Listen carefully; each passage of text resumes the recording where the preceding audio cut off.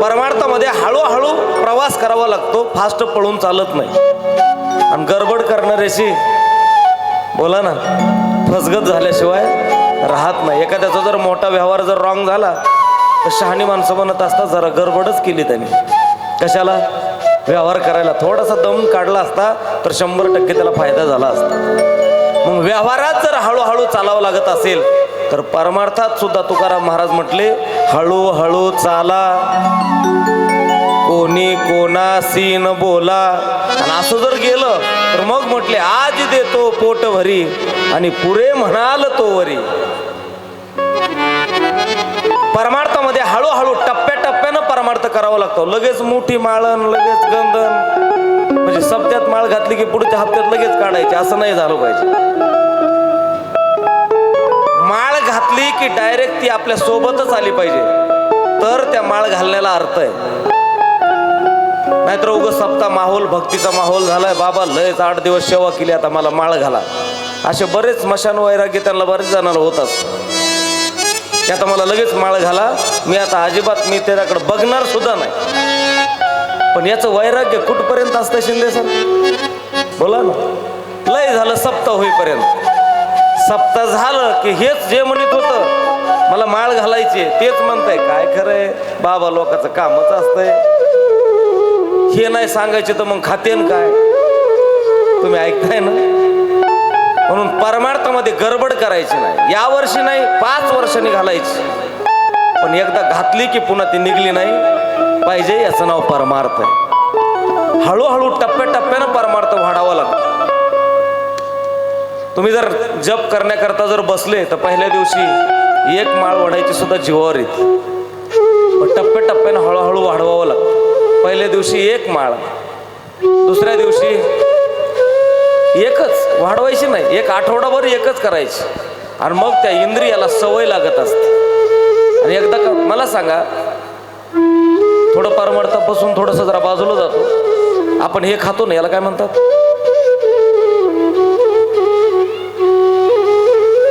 मी हे बोट दाखवायला बरोबर, हे नाही,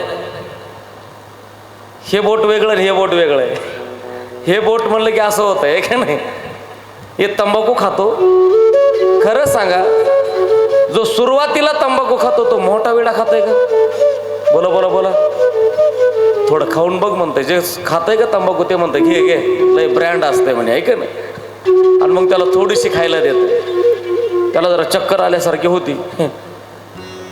तंबाखू खाणारा अनुभवी माणूस म्हणत असतो नाही नाही येतच असते, काय असते त्याचं बघ बघ थोडं खा. आणि मग थोडं थोडं खाता खाता खाता त्याचा विडा बोला बोला वाढतो.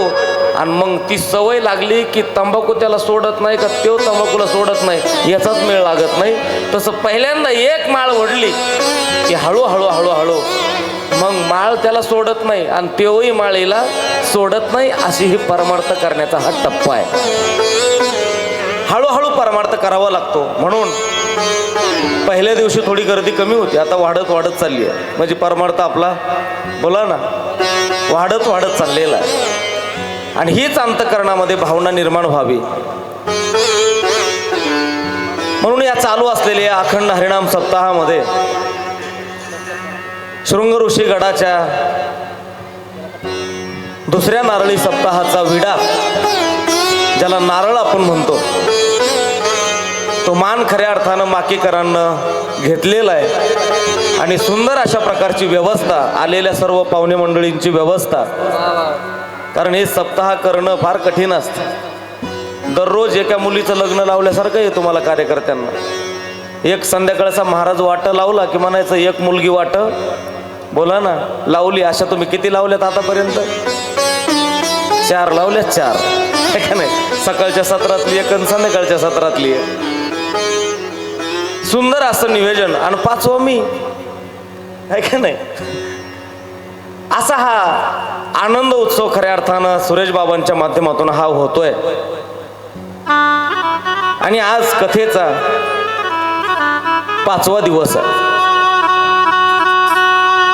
जागेत तुम्ही? कितवा दिवस आहे? मला वाटलं झोपलेच काही काय का नाही. 3रा दिवस आहे. काल आपण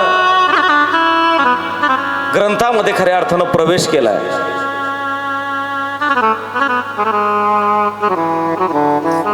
काल शुकदेव महाराजांचं आगमन खऱ्या अर्थानं आपण केलेलं आहे. शवन्नकादी 88,000 ऋषींनी जो प्रश्न विचारले, 6 प्रश्न, सूत महाराज म्हणतायत मी त्या 6ही प्रश्नाचे तुम्हाला उत्तर देतो, पण पहिल्यांदा आपण नमस्कार करू म्हटले. कोणाला? शुकदेव महाराजांना. कोण आहेत ते शुकदेव महाराज? तर त्यांचं वर्णन काल मी तुम्हाला सांगितलं. यम प्रव्रजंत मनुपेत मपेत कृत्यम द्वैपायनो विरह कातर आजुहाव पुत्रेति तन्मयतया तरो अभिनेदो स्तम सर्वभूत हृदय मुनिमान अतोस्मी. असे असणारे शुकदेव महाराज जन्मल्याबरोबर एकतर जन्म घ्यायचाच नको म्हणत होते. आईच्या उदरामध्ये 12 वर्षे जे राहिले त्यांचं नाव काय? शुकदेव महाराज. बाहेर येत नव्हते. ब्राह्मणाचे पोरं एका खेळाशी भ्याले, ते 12 वर्ष लपाले रे. कापत कापत बाहेर आले, ते नागवेची पळून गेले रे. हे शुकदेव महाराज आहेत.